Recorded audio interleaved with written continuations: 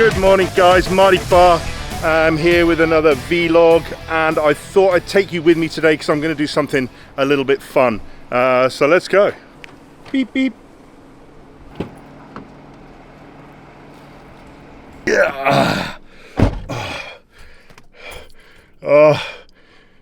New delivery guys. I guess that's going to be my next few days, replacing all that stuff. But anyway, let's get into this. Today, guys, I am going to meet up with a Hong Kong legend. Actually, met this guy through the gym. He became one of our members at Go24, and he's become pretty much a mate of mine. He's a bloody good guy. The guy's name is Warren Stuart, and like I say, he is a skateboard legend here in Hong Kong. I've known him since we opened our Chun Wan Club in 2018. And he was born and raised here in Hong Kong. He started skateboarding in London in the 80s. Then he returned to Hong Kong, and he's a massive ambassador for the sport. And he's actually a bit of a skateboard activist. He's lobbied governments, and he's been involved with the build and the setup of all of the skate parks, all of the public skate parks across Hong Kong. He's been involved with them. He's been involved with governments, and he's spent a selfless amount of time, energy and effort into getting all of these skate parks across the line for thousands and thousands of people to use here in Hong Kong. So guys, let's get going, and yeah, let's go meet Warren. He's going to teach me a few tricks today.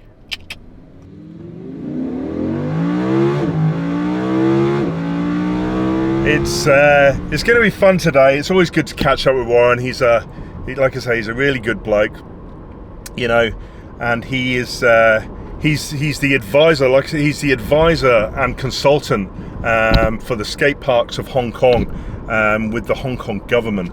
So although he probably used to be a bit of a skatey punk, he's actually quite a refined gentleman now, a bit like myself. And yeah, so like I say, it's going to be good to catch up with him, talk about all things skating, all things fitness, you know, because I met Warren when he joined the gym, and part of his journey there was that he recognized that skateboarding, you know, his skateboarding can be improved with his fitness, endurance, and mobility. And it's becoming more and more recognized in the sport, you know, with it now an Olympic recognized sport. So that's what I want to chat to him about as well. You know, how the sport's evolved, how it's changing, how it affects the athletes and that type of thing. So yeah, it's going to be a good day. I'm looking forward to it. So guys, I'm not going to crap on any longer. I'm driving, I've got to concentrate, and I will see you there.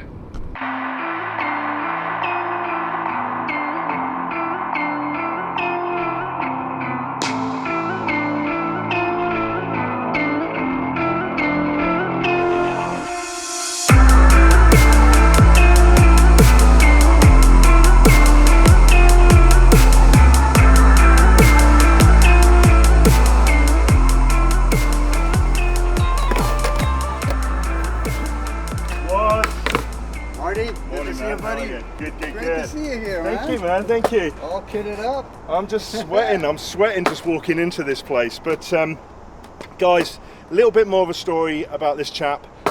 So back in 2019, actually, the date is under the trucks. You can't see it, but Warren gifted me this board very kindly. It's from 852.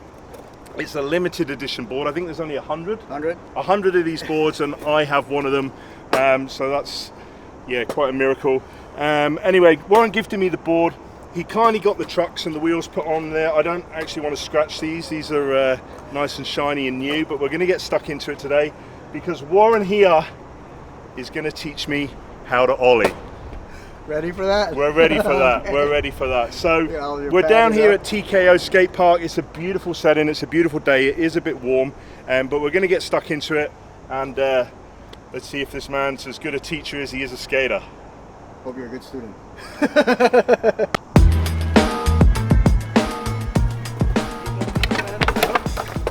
Here, let's cover that very quickly, Marty.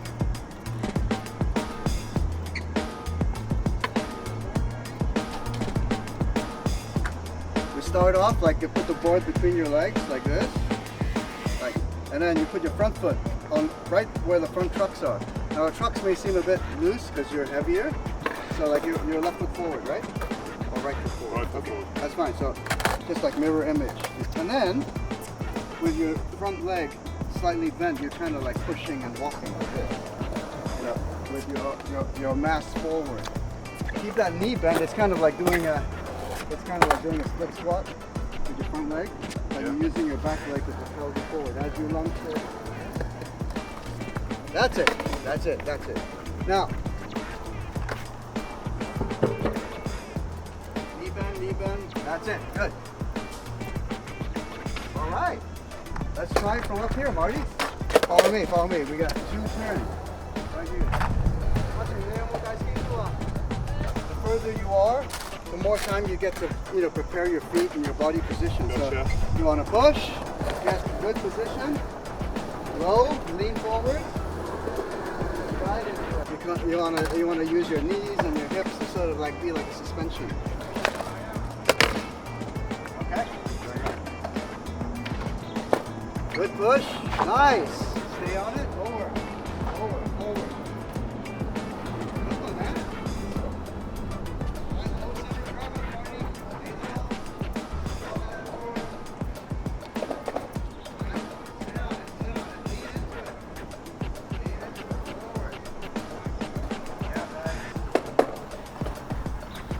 He's carving. Yeah. Good one, man. So it's like, basically it's just confidence, right? Yeah, it's and like you're surfing. It's basically we're surfing on concrete. Yeah. But the only thing is because it's not water, it's metal and rubber, so we got to get that sort of like balance right. Yeah. You know. Yeah. Totally different connection. Yeah, and then like these bushings are standard bushings. You probably need to swap them out for hard bushings. I'll get you hard bushings so you can put proper hard ones in that match your weight. You know? 105 kilos.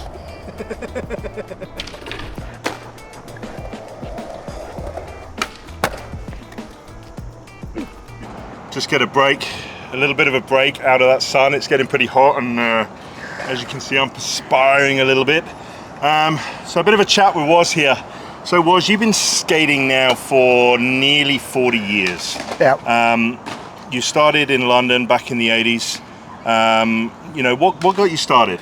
Well, actually, I started skateboarding way earlier than that on those little fiberglass boards in the 70s. But I was just basically bumboarding on the corridor in my house. But when I got to London, London has a very old skateboard scene. You know, all the old parks in South Bank near Notting Hill. And then one day I saw these guys, they're just zooming and jumping over stuff, and I'm like, wow, I didn't know you could do that. And being in London at the time, it was easy to access skate shops and skate scene. Hong Kong didn't have that. Yeah. So I really got into it. A couple of friends of mine, I met friend skaters, and every weekend, every Wednesday, we'd go skate in Kensington Library. That's it, Nice. Right in the center of London. They got banks. Nice. And then they slowly took me to all the spots, like Green Park. You ride down Green Park all the way down to Buckingham Palace. Yeah. That whole area, Yeah. Hyde Park, skating street. So pretty much Yeah. street skating. Yeah. Pretty much street skating. So moving on from there, what are the biggest changes you've seen in the skate scene over that period of time? You're talking about you're skating 80s, around yeah. London on a little fiberglass board, and now you're in a concrete park in TK in Hong Kong. What are the changes you've seen? Well, back in the 80s, skateboarding was still very a rebel sport, right? Even in London, all around the world, it was a bad boy thing. Punk rock was big back then. This is before hip hop was big, right? So in the 80s, it's punk rock, and then slowly in the 90s, it was hip hop. Skateboarding's always been that underground sport. Kids skate, street skate, they skate in spots, they have their little crews. very creative. Everyone's trying to like do new tricks, and I think that was the most creative time, creatively speaking, for skateboarding. Yeah. But the culture was the same, very anarchic, very anti-establishment. You know, no rules. Yeah. You know, like middle finger to everyone, that kind of Anarchists. attitude. Yeah, because basically you get kicked out of skating everywhere. So you know you got to fight for your right. You know the anthem of the Beastie Boys, right? Fight for your right to party. So that was that whole attitude. I would say from the 80s all the way to, you know, the end of the 90s, because, you know, that was that era was basically a whole new type of skateboarding was born. You know, Right. you know, from ramp skating it became street because all the skate parks were closing. The 90s was the boom of street skating, and then fashion, you know, baggy pants, hip hop, sneakers, rave culture. You know, everything sort of meshed together. Like your typical skater from the 80s was like a little punk rocker kid, neon. Yeah. And then in the 90s, baggy pants, big sneakers. You know, the whole raver look, right? Yeah. You know, ball cap, trucker cap, baggy pants. And then slowly into the 2000s, it's sort of becoming a bit more neutral. You know, kids stepping away from, you know, being kind of a street culture to more of a sport, more of a discipline, if that's the right So word. that kind of leads on to another question I kind of have, or, you know, kind of the way I see this, what's happened in the sport, you know, because obviously I've met you through the gym, and I believe that you kind of came into the gym because you wanted to improve on your mobility, your endurance, your strength, and, you know, is that becoming more and more common in the sport, you know, especially with skating coming into the Olympics in 2020, being a recognized sport? Has that changed the way people, the way these skaters, the way, let's call them athletes, the way these athletes are sort of looking at their sport? Absolutely. Like first you have, you know, the older generation of pros. A lot of them are in their early 40s or maybe late 30s. Yeah. So that's a longevity question, right? You know, they 10, 15 years ago when they were teenagers, early 20s, they were at the peak of their career, and they're just trying to see how they can improve. You get injured, long road to recovery, you want to do stuff to have injury prevention. So all this health training, mobility, fitness comes into play. Yeah. Nutrition comes into play. Yeah. And then with the new generation, as you mentioned, all these Olympians, they're all like 14, 15, 16-year-old kids. They started when they were 7 and 8. Yeah. They entered the sport as a sport. So their whole regime, apart from having fun and skating, is also revolved around, you know, fitness, mobility, and then, you know, recovery. Yeah. So it's just like any other sport. Like you look at your typical gymnast, what do? Outside of gymnastics, footballer or track and field person. The same type of training applies even to skateboarding, and I think All that's about just performance. It's getting there. All the young kids I've trained, you know, they kind of frown when I ask them to do squats and, you know, do like jumps. What are you talking about? But over time, it actually helps their skating. They have a faster pump. They can jump higher. So it's all. I mean, I don't have to preach to the, you know, to the converted. You know the benefits of proper conditioning, 100%. and then it applies to all ages, and it especially impacts older guys like myself because we can tell the difference. I can tell. Okay, if I'm not conditioned, after a day here, I'm sore all over. Yeah. But like, you know, like the recovery is hard, but with proper conditioning, that recovery is quicker. Excellent. Yeah. Well, talking about recovery, I think I've cooled down enough now. So let's get back into the park, and let's do you're doing let's good. do some ollieing. Ollieing, let's get into that, man. Let's do that. Let's go. Forward, like hopping on your front leg and kicking that leg back at the same time. There you go. Come on, man. Almost there. Man. Almost there. Don't turn the board. Don't turn your body. Land back on the board. Right, so talk to me there. So I'm going. You're doing it. You jumped up, but as you jumped up, you twisted. You turned your shoulder. I'm thinking about landing. Yeah, Right? and then twisting your shoulder makes you come off your board. You gotta stay So I gotta square. stay- You gotta stay square. All right. Bend your knees a bit more. It's more knee bend, less hip hinge, and then hop on the front leg. There you go. You got that. You got that. Yes. Ollie. All right. I told you one day. That's bullshit. It's just bizarre, right? Because you got to think I don't know what I'm thinking. It's like you're because you're automatically thinking about not getting hurt, right? That's automatically what I don't want to fall over. Yeah. So you're down and you're up and you're down and there's a lot going on. But a lot once of you get energy used goes to it, into this. basically, just stay low. Like a sports car, the lower you go, even if you fall, it's not going to hurt that much. So just like more knee bend, a bit more hip hinge, all right, and then just like a little hop on the front leg, and then bend your legs as you come down to absorb that shock. So it's kind of like, right. Okay. Okay.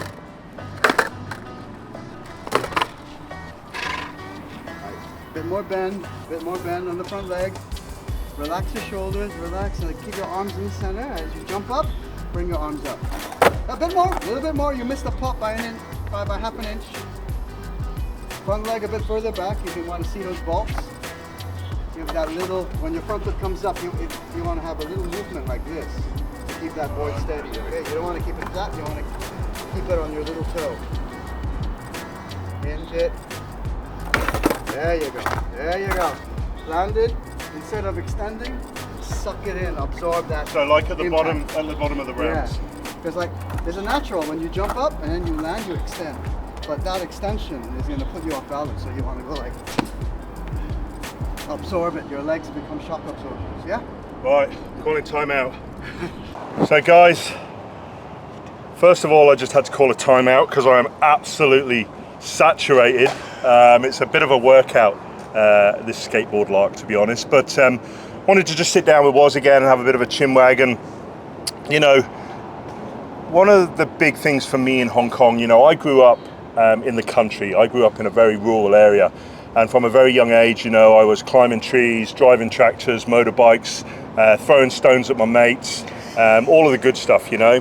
And I always wonder about kids growing up in a concrete jungle like this, and what is their stimulation. And you know, first thing, you know, when we've got here today, first of all, apart from myself and Warren here, it's all females. It's all girls skating in the skate park. There's 3 girls skating here, and they're all really bloody good for a start. I kind of feel that, you know, kids coming to a skate park like this, it can teach them a huge sense of awareness. You know, it can teach them, you know, it can give them the tools how to read a room, right? Because I'm sure there's a pecking order at a park like this, right? Well, you know, it's not as bad as the old days. I mean, I like the way it's evolved around the world. We basically call it skate park etiquette. Pretty much in the whole skate park, everything you see within the park is a play area.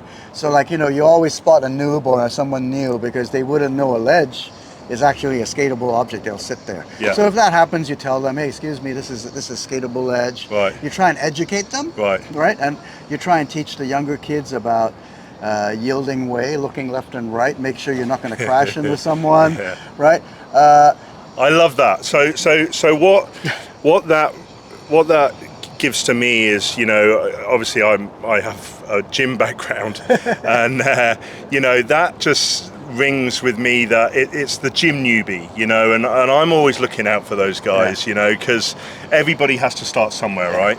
And you know, I see it every day. I see, you know, somebody new coming into the gym and they don't know how to hook up an accessory on the cable machine. They're lifting wrong, they're doing something right, and it's almost your duty to step in and help these guys, right? You know what I mean? It's like it kind of like the onus falls on the older guys. 100%. Right? You know, it's like you see some. It's not just skating too. It's also attitude. Sometimes younger kids they kind of go a bit off, right? They party a bit. You know, like maybe they're too young to smoke, or they're trying to be cool and do graffiti. And then you notice here there's no graffiti. Yeah. Because you know, like here it's a skate park. So when we see things go slightly awry, you know, we tell them, hey, look, this isn't cool. This isn't cool. You know, you want to set a good example to the kids. Yeah. And I think, and I think the other thing as well, you know, going back to me climbing trees and falling out of them and stuff, I think, you know, if you're young and you're hitting the skate park and learning, teaches you resilience as well. Oh, yeah. You know, Oh, yeah. like I'm sure, you know, it teaches you that you got to fall down. You got to fall down. You got to get back up.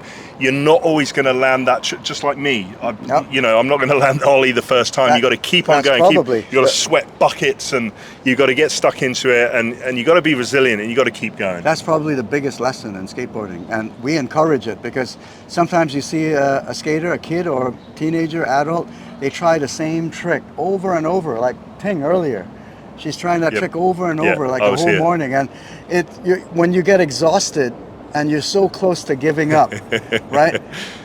It's the people around you that say, "Give it one more go. You got this." Yeah. You know, it's Yeah. the encouragement we give each other. So that keeps you so going. back to that. So Yeah. all morning while Warren's been teaching me, to Ollie over there's a girl over there, and she's doing this mad trick, like sliding up onto this ramp. So she's basically doing an ollie onto a ramp with a rail slide, and then coming off and landing it. And I saw her. She didn't do it. And then she landed it, and she was showing us on her phone, and she's stoked, like she's made up. Yeah. And it's that kind of stuff. Yeah. It's very cool, very cool. So, mate, listen, let's go. I just want to give this ollie another couple more shots. Yep, I let's really do want that. to make it look half decent, half respectable. And, mate, thank you. Thank My you for your pleasure, time my today, pleasure, mate. Thank my you for your pleasure. time. It's Like I fun, say, man. it's always good catching up with you, and I've known you for many years now, and it's, always fun. It's always good, man. Thank you, man. Pleasure.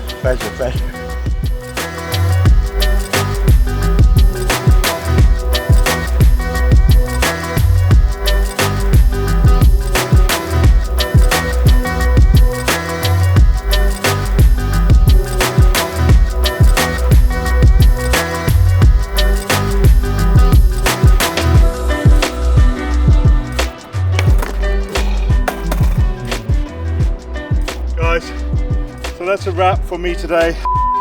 Soaking wet. I'm pretty exhausted actually. It's been pretty hard.